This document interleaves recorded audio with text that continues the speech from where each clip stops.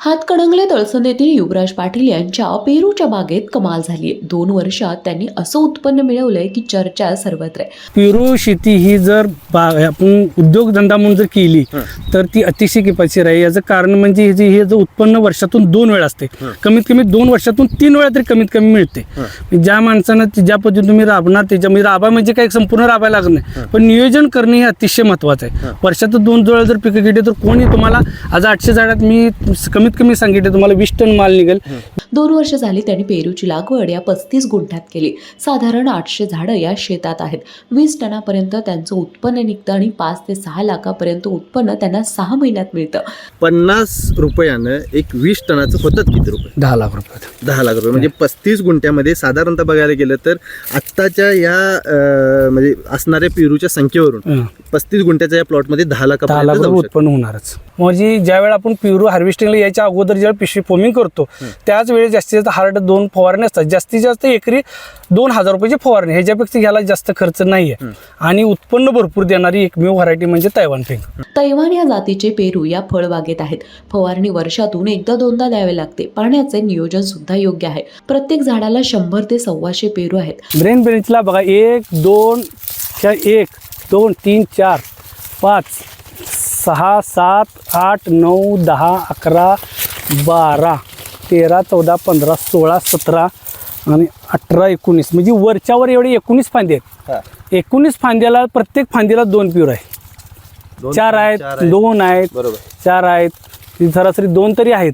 नाही उलट पारंपरिक शेती तुम्हाला लॉस मध्ये घेऊन जाऊ शकते। तुम्ही भात करा, ऊस करा, शेती करा, काही करा। मी संपूर्ण पीक मी माझा पॉलिहाऊस होता, जरबेरा होता, मी जरबेरा बघितलाय, पॉलिहाऊस बघितलाय, कॅप्सिकम डबू काढलेला आहे, तुम्ही कारली केल्यात। पण सगळ्यात जर किफायतशीर आणि फायदेशीर म्हणत फक्त पेरू शेती। काय म्हणू शकतो म्हणजे आपल्याला कुठलेही तुम्ही उत्पन्न काढा तर 1-2 लाख रुपयाच्या वार्षिक जाऊ शकत नाही, पण पेरू एकमेव उत्पन्न आहे की ती वार्षिक 10 लाखापर्यंत उत्पन्न देऊ शकते तुम्हाला। 35 गुंठ्यामध्ये बघायला गेलं तर आता 10 लाखाचा हिशोब घेतलेलाच आहे।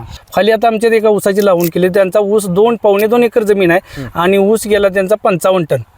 1.5 लाख रुपयाला त्याचे 60,000 रुपये 1 लाख रुपये मिळाले 18 महिन्याने। 1 लाख रुपयाला 18 महिने, मग ही 35 गुंठ्यात मला त्यांच्यापेक्षा 5 लाख म्हणजे 30 रुपये तर 5 लाख रुपये मिळतात। मग त्याच्या हिशोबाने ते 5 वर्षाचं ऊसाचं उत्पन्नापेक्षा 1 वर्षात उत्पन्न मिळते पेरवाच। बरोबर। मुलाचे डॉल्बी मी आता मुलग्याला 25 लाख रुपयाची डॉल्बी घेऊन दिलाय, फक्त माझी 1.5 एकर पेरूची शेती आहे म्हणून। एवढा आत्मविश्वास आपला पेरू आहे। भले एक वेळा गॅरंटीड म्हणजे विश्वास माणसाची 1 रकमी ऊसाचे पैसे येतात, त्याच्यापेक्षा मी 1 रकमी सांगतो की आपल्याला पेरवाचे पैसे जास्त येऊ शकतात। आणि त्याच्या हिशोबात माझ्या मुलग्याचं स्वप्न मी पेरूच्या जीवावर मी पेरूला कापड दुकानी घालून दिले आणि त्याला डॉल्बी सुद्धा 25 लाख रुपयाचं घेऊन दिला। 10 ते 15 वर्ष झालं ते ऊसाची शेती इथे करत होते। त्यावर त्यांनी ही फळबाग फुलवली आणि कितीतरी पटीने उत्पन्न चांगलं मिळवलंय। यामागे दख्खन फार्मचे अमित पाटील यांचं परफेक्ट मार्गदर्शन लाभल्यानं इतकं चांगलं उत्पन्न आल्याचं युवराज पाटील यांनी सांगितले। नक्की कशी आहे या शेतकऱ्याची यशोगाथा, चला पाहूया। दर्शको नमस्कार, के न्यूज चॅनलमध्ये आपल्या सगळ्यांचं मनापासून स्वागत आहे। के न्यूज चॅनलच्या माध्यमातून आपण वेगवेगळ्या शेतकऱ्यांच्या यशोगाथा आपल्यापर्यंत पोहोचवत असतोय। आज मी खरं बघायला गेलं तर हातकणंगले तालुक्यातील तळसंदे या गावातील युवराज पाटील या प्रगतशील शेतकऱ्याच्या शेतामध्ये आहे। खरं बघायला गेलं तर त्यांनी या मागच्या वर्षी साधारणतः 2 वर्ष झाले 2 वर्ष झालं पेरूची लागवड करत आहेत आणि या पेरूच्या शेतीतून कशा पद्धतीने त्यांनी आर्थिक प्रगती साधलेली आहे हे जाणून घेण्यासाठी आज आपण त्यांच्या शेतावरती आलेलो आहे। युवराज साहेब, तुमचं के न्यूजमध्ये अगदी मनापासून स्वागत आहे। काय सांगाल, एकंदरीत बघायला गेलं तर 35 गुंठ्याचा हा प्लॉट आहे। साधारणतः 800 झाडं ह्याच्यामध्ये आपण लावलेली आहेत। ही पेरू शेती म्हणजे ऊसाकडून पेरूकडे जे वळायचं जे शेतकऱ्यांना ठरवलंय, ह्यामध्ये तुमचा म्हणजे निर्णय घेताना कशा पद्धतीने घेतलात आणि का घेतलात? ऊस शेती ही परवडतच नाहीये। ऊस शेती एकरी जरी गुंठ्याला टन जरी पडला तर वार्षिक उत्पन्न जास्तीत जास्त 1 लाख रुपयाच्या वर जात नाही। त्यातील खर्च जर काढला तर एकरी 50,000 रुपयाच्या 50 ते 60,000 रुपयाच्या वर उत्पन्न जात नाही। पण पेरू लागवडीमध्ये आपल्याला एकरी कमीत कमी 1000 रुपये बसतात। पण आता माझे 35 गुंठे आहे तर माझे या रुपयामध्ये 800 रुपये बसलेले आहेत। तरी मला आता ह्या झाडाला माझ्या कमीत कमी 100 फळ तरी अवेलेबल आता आहे शिल्लक। फळ भरपूर लागलं होतं, पण पाणी नसल्यामुळे जरा आमचा प्रॉब्लेममुळे आम्हाला फळगळ झाली। तरी पण आपल्या झाडावर आता 100 ते 125 फळ आहे। मग ते आता आम्ही आता हे फळ आमचं कमी मॅक्झिमम आपण जर 300 ग्रॅमचं धरलं तर आपलं 20 टनापर्यंत माल जातो आणि सरासरी कमीत कमी 30 रुपये, जास्तीत जास्त 50-60 रुपये जरी दर धरला, 30 रुपये जरी कमीत कमी धरला तरी आपल्याला यातून 5-6 लाख रुपये उत्पन्न होते आणि हे 6 महिन्याला मिळते। बरोबर. आता हिची जी छाटणी जी आहे ही साधारणतः घेऊन महिना दीड महिना झाला. नाही, जानेवारीच्या 5 तारखेची जानेवारीमध्ये ह्याची जवळपास छाटणी घेतलेली आहे. मग हे आता कधी हार्वेस्टिंगला येणार? आणि आत्ता बघायला गेलं तर तुमची जी पेरूची आता असणारी संख्या बघता कशा पद्धतीनं प्लॉटची माहिती सांगताना काय सांगा? आता आपला पेरू साधारण आता पिशव्या घालायला याला एक मे पासून किंवा 15 मे पासून बसणार आणि त्याच्यानंतर 2 महिन्यांनी आपला पेरू हार्वेस्टिंगला येणार. म्हणजे साधारण जुलैच्या पहिल्या आठवड्यात किंवा जुलैच्या 15 तारखेपासून पेरू हा चालू होणार. आता ज्या बागेमध्ये आपण उभा आहे साधारणतः हे दुसरं वर्ष या बागेत 2 वर्ष पूर्ण व्हायचे, 18 महिने पूर्ण. बरोबर. पहिल्या वर्षी ह्या बागेतून कशा पद्धतीनं आपण आर्थिक नियोजन साधलं, ह्यामध्ये घेताना पहिल्या वर्षी शेतकऱ्यांना कशा पद्धतीने घ्यायला पाहिजे? पिकाची निवड असेल, जात कुठली निवडली त्याच्याबद्दल सांगा. जात ही तायवान पिंक ही 1 नंबर. बाकीच्या पेरू आता डायमंड वगैरे आहे, पण त्याच्यापेक्षा चांगली ही तायवान पिंकच आहे. कारण पेरूला सेटिंगसाठी आपल्याला याच्यावर कुठलाही खर्च करावा लागत नाही. दुसरी गोष्ट, ह्याला कुठलाही रोगराईचं प्रमाण अतिशय कमी आहे. रोगराईचं प्रमाण म्हणजे अतिशय कमी आहे. म्हणजे ज्यावेळेला आपण पेरू हार्वेस्टिंगला यायच्या अगोदर ज्यावेळेला पिशवी फोमिंग करतो त्याच वेळेस जास्तीत जास्त हार्ड 2 फवारणी असतात. जास्तीत जास्त एकरी 2,000 रुपयाची फवारणी, ह्याच्यापेक्षा ह्याला जास्त खर्च नाही आहे. आणि उत्पन्न भरपूर देणारी एकमेव व्हरायटी म्हणजे तायवान पिंक. फवारण्या जास्त नाहीत म्हटलात, पण खतं असतील, रासायनिक खतं असतील, सेंद्रिय खतं असतील, खतांचं नियोजन कशा पद्धतीने ठेवायला लागते, पाण्याचं नियोजन कशा पद्धतीने ठेवायला लागते? खतांचं नियोजन काय, ज्यावेळेला आपण छाटणी करतो त्याच्या छाटणीच्या अगोदर एकरी समजा आपल्याकडे त्याची परिस्थितीनुसार एकरी 3 ट्रॉली शेणखत आणि 1 ट्रॉली कोंबडी शेट आणि एवढं जरी घातलं आणि रासायनिक लागवड साधारण एक 5-6 हजार रुपयाची लागवड जर घातली की तेवढ्या ही उत्पन्न निघून जाते. 35 गुंठ्यामध्ये आता बघायला गेलं तर ह्यामध्ये आपण सेंद्रिय खत आत्ताच्या ह्या प्लॉटमध्ये वापरलेलं आहे का? सेंद्रिय खत आता आपल्याला म्हणजे आपण वापरलेलं नाही, आपण दुसऱ्या प्लॉटमध्ये वापरलं, पण ह्या वापरून सेंद्रिय नाही तरी सुद्धा आपण हाही उत्पन्न घेऊ शकले. बरोबर. पाण्याचं नियोजन कसं राहतं? पाण्याचं नियोजन कसं आहे, 2 दिवस कमी 2 दिवसांनी एक 5-6 तास त्याच्या जमिनीचा जसा पोत असेल, समजा मार रान असेल तर पाणी जरा 5-6 तास द्यावं लागते. काळी जमीन असली तर 4 तास द्यावं लागते. झाडाविषयी जरा बोलूया. यावर झाडाला जर का बघायला गेलं तर इकडं फुटवा चांगला आहे. फुटवा चांगला आहे, पेरू आहे भरपूर. फुटवा चांगला आहे. पेरू जवळपास बघायला गेलं तर प्रत्येक झाडाला नाही म्हणलं तर एक 100-125 पेरू त्याच्या खाली म्हणजे हे नाही आहे. झाडाबद्दल सांगताना काय सांगाल, जरा बोला. झाडाचा बद्दल सांगायचं म्हणजे झाडाची ग्रोथ वगैरे चांगली आहे. फक्त कसं आहे, आमच्याकडे पाण्याचा प्रॉब्लेम आम्हाला थोडा त्रास झाला आहे, पण पेरूची संख्या आणि झाड एकदम चांगला आहे. आता हे पेरू झाड आपल्याला कमीत कमी याच्यावर 100-150 पेरू अवेलेबल आहे शिल्लक. म्हणजे एवढा जरी झाला तरी भरपूर आहे. तुम्ही आता मला एक सांगा, ह्याचं आर्थिक नियोजन कशा पद्धतीचं राहतं? शेतकऱ्यांना पेरूची लागवड केली आणि ऊसाची लागवड केली, ह्या दोन्हीतला जर का फरक सांगताना कशा पद्धतीनं सांगा? पेरू शेती ही जर आपण उद्योगधंदा म्हणून जर केली तर ती अतिशय किफायतशीर आहे. याचं कारण म्हणजे हे जे उत्पन्न वर्षातून 2 वेळा असते, कमीत कमी 2 वर्षातून 3 वेळा तरी कमीत कमी मिळते.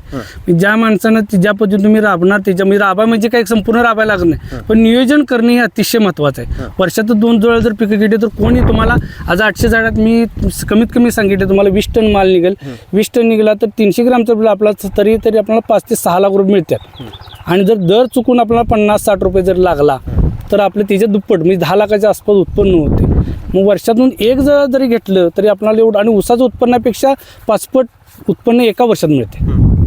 त्यामुळे पेरू शेती करणे हेच महत्त्वाचं. उसाला नाही म्हटलं तरी बघायला गेलं तर 1.5 वर्ष ह्या जमिनीवरती ऊस ठेवून सुद्धा तुम्ही बघितलेला आहे. 18 महिने ऊस करत होता? जवळजवळ मी 10 ते 15 वर्ष ऊस करत होतो. 10 ते 15 वर्षाची ऊसाची शेती. त्या ऊसाच्या शेतीमध्ये कुठल्याही पद्धतीचं म्हणजे रेग्युलर पद्धतीने जशी पारंपरिक शेती चालत आलेली आहे त्या पद्धतीने ह्यांनी ऊसाची शेती करून बघितली. आणि आत्ता बघायला गेलं तर 2 वर्ष झाली. या 2 वर्षामध्ये यांनी पेरूच्या शेतीकडे वळालेत. पेरूच्या शेतीकडे वळायसाठी तुमची प्रेरणा कोण होती, मार्गदर्शन कोणाचं घेतलं? पाटील सरांचं योगदान आपल्याला चांगलं राहिलं आहे अनिल पडले यांचं. आणि सहकार्य म्हणजे लागवड वगैरे किंवा रोपं देणे किंवा बाकीचे व्यवस्थापन किंवा लागवडी कशा सोडणे किंवा त्यांचं फोमिंगचं असल्यामुळे फोमिंग वगैरे आपल्याला त्यांच्यापासूनच मिळते. त्यामुळे त्यांचं सहकार्य आपल्याला भरपूर आहे. पाटील सरांचं जर बघायला गेलं तर शेतकऱ्यांना कशा पद्धतीचं, म्हणजे तुम्ही शेतकरी म्हणून तुम्हाला मार्गदर्शन कशा पद्धतीचं लागते? कुठल्या अडचणी आल्यावरती तुम्ही त्यांना फोन करता? आपणाला पेरू फोम कधी घालायचे किंवा फोम करताना कुठली कीड आळी वगैरे कुठली आहे का याच्यासाठी मार्गदर्शनासाठी त्यांना फोन केला जातो. भेट दिली तर भेट दिली जाते. आणि त्यांचं सहकार्य भरपूर आहे. आपण इथून जरी फोटो काढून पाठवलं तर आपल्याला त्याचं ते सोल्युशन करून देतात, आपल्याला काही अडचण नाही. पिकावरती बघायला गेले तर कुठल्या पद्धतीचा असा रोग पडला किंवा काय झालं तर त्यावेळेला काय मार्गदर्शन असतं? मार्गदर्शन केलं, त्यांना बघितले की त्यांच्या लक्षात येत नाही, त्यांना अनुभव असल्यामुळे त्याची माहिती देतात. त्यामुळे आपण त्या माहितीनुसार आपण फवारणी करून आपलं ती मार्गदर्शनाखाली आपण ती शेती केली जाते. मला एक सांगा, याच्या मार्केटबद्दल बोलूयात आपण, दराबद्दल बोलूयात. मागच्या वर्षीचा या वर्षीचा दराबद्दल काय सांगा? मागच्या वर्षी काय, पहिल्या वर्षी आम्ही नवीन असल्यामुळे आपल्याला थोडा जरा नवीन असल्यामुळे जरा प्रॉब्लेम आला. पण आपण शेती 2 वर्ष आपलं हे झालं, म्हणजे वर्षभर 6 महिने आपण पेरू काढतच राहिलो. त्यामुळे तरी पण आपल्याला उत्पन्न चांगलं मिळालं त्यामध्ये. एकंदरीत या भागामध्ये आपल्या बघायला गेलं म्हणजे कोल्हापूर जिल्ह्यामध्ये असेल, हातकणंगले तालुक्यामध्ये असेल, ह्या भागामध्ये जास्तीत जास्त शेतकरी बघायला गेलं तर ऊसाची शेती करतात, फळभाज्यांची शेती करतात. शिरोळकडल्या जर का भागामध्ये आपण बघितलं तर तिकडे जास्तीत जास्त फळभाज्या, पालेभाज्या यांची शेती केली जाते. फळ पिकाकडे वळणारी जी काही संख्या आहे शेतकऱ्यांची ही हाताच्या बोटावर मोजणे इतकी आहे. कारण का, यावरती बघायला गेलं तर वेगवेगळ्या पद्धतीची राबणूक असते, औषधांची, मार्गदर्शनाची गरज असते. मग अशा शेतकऱ्यांनी वळताना कशा पद्धतीने वळायला पाहिजे, त्यासाठी मार्गदर्शन म्हणून काय करायला पाहिजे, काय सांगा? मार्गदर्शन पाटील सरांचं दक्कन फार्म यांची हे आहे, फॉर्म आहे, पाटील सर आहेत. त्यांचा संपर्क केला तर तुम्हाला त्याची पूर्ण माहिती दिली जाते. तुम्ही त्या पद्धतीने तुम्ही रोप मिळेल, तुम्हाला रोपही मिळेल, तुम्हाला फोम, पिशवी संपूर्ण त्यांचं सहकार्य मिळेल. तुमच्या म्हणजे तुमच्या लावण्यापासून तुमच्या संपूर्ण ती बघू शकतात, काय अडचण नाही. मार्केटबद्दल मला सांगा, दराबद्दल सांगा. दराबद्दल काय, पाटील सरांनी जरी फोन केला तर त्यांच्याकडे व्यापारी कॉन्टॅक्ट असतात, त्यांच्याकडून आपण म्हणजे पेरूच्या व्यापारी मिळू शकतात, काय अडचण नाही. व्यापाऱ्यांची काय अडचण नाही. म्हणजे तुमच्या बोलण्यातनं आता तुम्ही सांगितलं की झाडाची निवड करताना तुम्ही दख्खन फार्मला कॉन्टॅक्ट करताय. झाड निवड झाल्यानंतर कुठला त्याच्यावरती लागवडीसाठी असेल, म्हणजे खतांच्यासाठी असेल, त्याच्यावरती कुठली फवारणी असेल तर त्यासाठी तुम्ही दख्खन फार्मला कॉन्टॅक्ट करताय. आणि त्यानंतर ही म्हणजे हार्वेस्टिंगला आल्यानंतर ही पेरूच्या विक्रीसाठी व्यापाऱ्यासाठी सुद्धा तुम्ही दक्कन फार्मला कॉन्टॅक्ट करताय. बरं, आता मला सांगा की शेतकऱ्यांना ह्या शेताकडे वळायला पाहिजे का, आणि वळलं तर त्याला कशा पद्धतीने नफा होऊ शकतो? शेतकऱ्यांनी जाणून आपल्या ह्या पेरू शेतीकडे वळायला पाहिजे. मी सुद्धा बऱ्याच संपर्क करतो आणि सांगतो की खरोखर पेरू शेती एकदा करून बघा, केल्याशिवाय बी समजणार नाही. आता मी माझ्या रानात उभा आहे, तुम्ही माझ्या समोर येऊन बघा, माझी परिस्थिती बघा. तुम्ही सरळ सरळ मोजा बाबा, झाडाला पेरू 100 आहेत, सरासरी 500 ग्रॅमच्या वर आपला पेरू होतो, पण आपण मॅक्झिमम 300 ग्रॅमचा पेरू आपण एक काय करूया, ॲव्हरेज काढूया. आता जर का बघायला गेलं तर पेरू सुद्धा आपण बघू शकतोय कशा पद्धतीनं पेरूचं म्हणजे साईज काय आहे, वजन काय आहे. आता हे बघायला गेलं तर साधारणतः किती वजन? 500-600 ग्रॅमचं वजन आहे. एक 500 ग्रॅम आपण एक ॲव्हरेज पकडूया. एका झाडाला एक 100 झाडं, साधारणतः 35 गुंठ्यामध्ये आपली बघायला गेलं तर एक 800 झाडं. 800 झाडामध्ये ह्या 100चं ॲव्हरेज आपण पकडूया एक 200, 250, 250-300 होय, 250-300 होतं की 300. एका झाडाला बघा 100 पेरू धरले, आणि ह्याचं जर वजन 500 गेलं तर एका झाडाला साधारण 50 किलो पेरू झाला. तर तसं 40 टन जाते. पण एवढा जरी नाही धरला तर आपण मॅक्झिमम कमी 25-30 टन तरी माल आपल्याला मिळू शकतो. 25 टनाचा आत्ताच्या हिशोबानं जर का पकडलं तर मार्केट रेट, आजचा मार्केट रेट काय? आजचा मार्केट रेट 60 रुपये. बरं. पण तरी आपण जरी किती पाक कमी जरी आला तरी आपल्याला 30 रुपये तरी मार्केट रेट राहतो. आणि आपलं टायमिंग चांगला असलं तर आपण 50-60 रुपये सुद्धा आपल्याला मिळू शकते. मला मागल्या वर्षी 77 रुपये सुद्धा दर मिळाला आहे, मागच्या वर्षी. त्यामुळं काय असं काय नसते की शेवटी मार्केट त्यांच्या अवलंबून आहे. तरी पण मॅक्झिमम 30 रुपये धरलं तरी 7-7.5 लाख रुपये. ऑल अँड ॲव्हरेज म्हणजे हायेस्ट बघायला गेलं तर 70 पर्यंत गेलं, लोएस्ट बघायला गेलं तर 25-30 रुपये गेला. आपण एक ॲव्हरेज पकडूया 50 हे काढूया. 50 रुपयानं एक 20 टनाचं होतात किती रुपये? 10 लाख रुपये. 10 लाख रुपये म्हणजे 35 गुंठ्यामध्ये साधारणतः बघायला गेलं तर आत्ताच्या या म्हणजे असणाऱ्या पेरूच्या संख्येवरून 35 गुंठ्याच्या या प्लॉटमध्ये 10 लाख उत्पन्न होणारच. शेतकऱ्यांना यासाठी वळताना वेगळ्या पद्धतीनं काय असं हे करावं लागतं का, म्हणजे झाडातील पिकाचं अंतर म्हणा किंवा ह्याच्याबद्दल जरा असं सांगा? नाही, जसं हे जर तुम्हाला लावायचे असेल तर दक्कन फार्मला तुम्ही फोन करून कॉन्टॅक्ट करून ती भेट देतील. त्यांना विचारा तुम्ही टायमिंग, तुम्हाला संपूर्ण माहिती मिळेलच. तिथं किती 8x5, 9x5 ज्याच्या त्याच्यावर. समजा जास्त रान क्षेत्र ज्या ठिकाणी असलं तर तो काय करतो, ट्रॅक्टरनं फवारणी करण्यासाठी 10x5 वर लावतो. काही जण जेथे क्षेत्र कमी आहे तो 8x5 वर लावतो. म्हणजे सरासरी 8x5 योग्य म्हणजे फिरता येतात. हे आमचं 8.5-9 आहे, फिरता येते, औषध फवारणी करता येते. मला जरा झाडाच्या ह्या झाडाबद्दल सेटिंग विषयी माहिती सांगा. कशा पद्धतीने याला फुटवा जर का बघायला गेलं तर चांगल्या पद्धतीने फुटवा फुटलेला आहे, सेटिंग विषयी माहिती सांगा. आत्ता साहेब बघा, आज हे मेन ब्रेंच आहे. मेन ब्रेंचला बघा 1, 2, 1, 2, 3, 4, 5, 6, 7, 8, 9, 10, 11, 12, 13, 14, 15, 16, 17 आणि 18, 19 म्हणजे वरच्यावर एवढे 19 फांदे आहेत. 19 फांद्याला प्रत्येक फांदीला 2 प्युर आहे. 4 आहेत, 2 आहेत, बरोबर. 4 आहेत, ती सरासरी 2 तरी आहेत. सरासरी एवढ्या फांदीला आपण किती बघा 15 फांद्याचं जवळजवळ 25 प्युर एवढा आहे. मग अख्खं झाड जर धरलं तर बघा साधारण 150-200 प्युर होते. अजून तरी खाल्ले सगळे मोजलेलं नाही आहे बरोबर संपूर्ण प्युर. पण आपण कमीत कमी प्युर 100 प्युरचं अवरेज सांगितलेलं आहे आपण सरासरी. पारंपरिक शेती पद्धतीपेक्षा आधुनिक पद्धतीनं जर का अशा पद्धतीची शेती म्हणजे शेतकऱ्यांना निवडायचं झालं तर शेतकऱ्याला ते प्रॉफिटेबल राहतं का किंवा लॉसमध्ये घेऊन जाणार आहे का, ह्याच्याबद्दल काय सांगा? नाही, उलट पारंपरिक शेती तुम्हाला लॉसमध्ये घेऊन जाऊ शकते. तुम्ही भात करा, ऊस करा, शेती करा, काही करा. मी संपूर्ण पीक करून माझा पॉलिहाऊस होता, जरबेरा होता, मी जरबेरा बघितलाय, पॉलिहाऊस बघितलाय, कॅप्सिकम डबू काढलेला आहे, तुम्ही कारली केल्यात. पण सगळ्यात जर किफायतशीर आणि फायदेशीर म्हणत तर फक्त पेरू शेती. कसं जे काय आपणाला असं कसं काय म्हणू शकता? म्हणू शकते म्हणजे आपल्याला कुठलेही तुम्ही उत्पन्न काढा तर 1-2 लाख रुपयाच्या वार्षिक जाऊ शकत नाही. पण पेरू एकमेव उत्पन्न आहे की ती वार्षिक 10 लाखापर्यंत उत्पन्न देऊ शकते तुम्हाला. 35 गुंठ्यामध्ये बघायला गेलं तर आता 10 लाखाचा आपण हिशोब घेतलेलाच आहे. शेतकऱ्यांना सल्ला काय द्याल? शेतकऱ्यांनी एकदा पेरूची शेती ही नेहमी करावी. लोक म्हणायला जातात की पेरूंची बागात जास्त झाल्यात किंवा पेरूंची लागवड जास्त व्हायला लागल्या. बरोबर. पण आता बघायला गेलं तर आता मार्केट आंबा असून सुद्धा आता मार्केटला 60 रुपये किलो पेरू आहे. बरोबर. म्हणजे होलसेल रेट, किरकोळ नाही, होलसेल रेट 60 रुपये किलो आहे. याच्यावरून आपल्या लक्षात आहे की जर आता हा दर आहे तर मग आंबा संपल्यानंतर पेरू मार्केटला आता कधी येणार. मग त्या जून, जुलै, ऑगस्ट, सप्टेंबर ह्या 4 महिन्यात तर पेरूला केसाय असलं तर 60-70 रुपये दर राहतो. मग आज 60 रुपये आहे तर मग जून, जुलै, ऑगस्टला पेरूला तर राहायलाच पाहिजे. बरोबर. तुमचं साधारणतः बघायला गेलं तर जूनच्या दरम्यान, जून जुलैच्या दरम्यान ह्याची हार्वेस्टिंग येईल, त्यावेळेला दर असेल का याला? 100% असणार. कारण वर्षातला सगळ्यात जास्त हायस्ट दर राहणार तर जून, जुलै, ऑगस्ट, सप्टेंबर. म्हणजे 15 जून पासून ते सप्टेंबर महिन्यापासून दसऱ्याचे 5 दिवस, दसऱ्याचे 5 दिवसानंतर 1-2 महिने दर नसतो.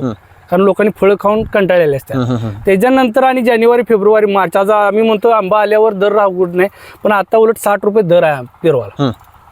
त्यामुळे दर हा जून, जुलै, ऑगस्ट आपल्याला कमीत कमी 70 रुपयाच्या वर दर राहणारच. त्यामुळे ह्या शेतीकडे वळावं अशा पद्धतीने तुम्ही सल्ला देताय. तुम्ही मगाशी मला बोलताना पण सांगितलं की माझ्या बाजूचा शेतकरी पण आता ह्या शेतीकडे पेरू शेतीकडे वळायला लागलेला आहे. त्यांनी देखील मार्गदर्शनासाठी म्हणजे संपर्क साधलेला आहे. त्याच्याबद्दल काय सांगा, म्हणजे शेतकरी ह्याकडे वळायला लागलेत? त्यांनी आता कसं तर आता ते आमचे मित्र असल्यामुळे आम्ही शेजारला येऊन बघतात नाही. आता मी उत्पन्न किती निघलं हे जरा बघितलं किंवा आता पेरूच्या झाडावर किती फळ आहे, ती किती ग्रॅम निघते किंवा त्यांनी दराची चौकशी केली, त्यांना ते दिसून आलं की त्यांना आता खाली आता आमच्यात एका ऊसाची लावून केली. त्यांचा ऊस 2-2.25 एकर जमीन आहे आणि ऊस गेला त्यांचा 55 टन. 1.5 लाख रुपयाला त्याचे 60,000 रुपये 1 लाख रुपये मिळाले 18 महिन्याने. 1 लाख रुपयाला 18 महिने, मग ही 35 गुंठ्यात मला त्यांच्यापेक्षा 5 लाख म्हणजे 30 रुपये तर 5-6 लाख रुपये मिळतात. मग त्याच्या हिशोबाने ते 5 वर्षाचं ऊसाचं उत्पन्नापेक्षा 1 वर्षात उत्पन्न मिळते पेरवाच. बरोबर. मग अशी आपण चर्चा ज्या वेळेला करत होतो त्यावेळेला तुम्ही सांगितलं की इथून मग आम्ही ऊसाची शेती करून बघितली, जरबऱ्याची शेती करून बघितली, वेगवेगळ्या शेतीमध्ये प्रयोग करून बघितले. बघायला गेलं तर प्रगतशील शेतकरी म्हणून ह्या भागामध्ये आपली ओळख आहे. स्वतःच्या मुलाला सुद्धा आता ह्या पेरूच्या शेतीवरती मला त्याचं स्वप्न पूर्ण करता आलं, म्हणजे त्याला डॉल्बी घेऊन देता आली. त्याच्याबद्दल जरा सांगा. मुलाचे डॉल्बी मी आता मुलग्याला 25 लाख रुपये डॉल्बी घेऊन दिलाय, फक्त माझी 1.5 एकर पेरूची शेती आहे म्हणून. एवढा आत्मविश्वास आपला पेरू आहे. भले एक वेळा गॅरंटीड म्हणजे विश्वासाचे माणसाची 1 रकमी ऊसाचे पैसे येतात, त्याच्यापेक्षा मी 1 रकमी सांगतो की आपल्याला पेरवाचे पैसे जास्त येऊ शकतात. बरं. आणि त्याच्या हिशोबाने माझ्या मुलग्याचं स्वप्न मी पेरूच्या जीवावर मी पेरूला कापड दुकानी घालून दिले आणि त्याला डॉल्बी सुद्धा 25 लाख रुपये घेऊन दिला. निश्चितपणे बघायला गेलं तर आपण वेगवेगळ्या शेतकऱ्यांच्या यशोगाथा या KK न्यूज चॅनलच्या माध्यमातून असेल, कृषी समाज चॅनलच्या माध्यमातून असेल, आपल्यापर्यंत पोहोचवत असतोय. आज मी यांच्या शेतावरती भेट दिली. खरं बघायला गेलं तर 2 वर्षापूर्वीपासून यांनी ही पेरूची लागवड करत आहेत. आपला भाग कोल्हापूर जिल्हा बघायला गेलं तर तशा पद्धतीनं ऊसाचा जिल्हा किंवा साखरेचा जिल्हा म्हणून ओळखला जातो आणि ह्या भागामध्ये अशा पद्धतीनं फळ शेती करणारे शेतकरी हाताच्या बोटावर मोजणे इतकेच. त्याच्यामागची पण कारणे आहेत, कारण योग्य पद्धतीचा सल्ला मिळत नाही, चांगल्या पद्धतीचा सल्ला मिळत नाही, वेगवेगळे जे काही याच्यावरती येणारे रोग आहेत त्याची माहिती नसते आणि मार्गदर्शन करणारा योग्य व्यक्ती भेटत नाही. आणि ह्यामुळं अनेक शेतकरी बघायला गेलं तर पारंपरिक पद्धतीनं शेती करत आलेले आहेत. मात्र ह्यांनी जशा पद्धतीनं सांगितलेलं आहे, दक्कन फार्म जे आहे त्यांचं मार्गदर्शन आम्हाला लाभलं आणि त्यांच्या मार्गदर्शनामधूनच आम्ही या पद्धतीनं आता ही पेरूची शेती करत आहे आणि कुठं ना कुठं तरी त्या मार्गदर्शनावरतीच आम्ही हे आज लाखोचा धंदा उभारलेला आहे, मुलाचं स्वप्न पूर्ण करू शकलेलो आहे. अशा पद्धतीचं पद्धतीचं यांनी हे मत या ठिकाणी व्यक्त केलेलं आहे. तुर्तास तरी या व्हिडिओसह मी इथं थांबतो. तुम्हाला हा व्हिडिओ कशा पद्धतीने वाटला हे आम्हाला कमेंट करून जरूर कळवा. केके न्यूज चॅनलसाठी कॅमेरामन वैभव पाटील सह मी अभिजित. धन्यवाद. अशाच नवनवीन अपडेट पाहण्यासाठी आमच्या केके न्यूज चॅनेलला सबस्क्राईब करा.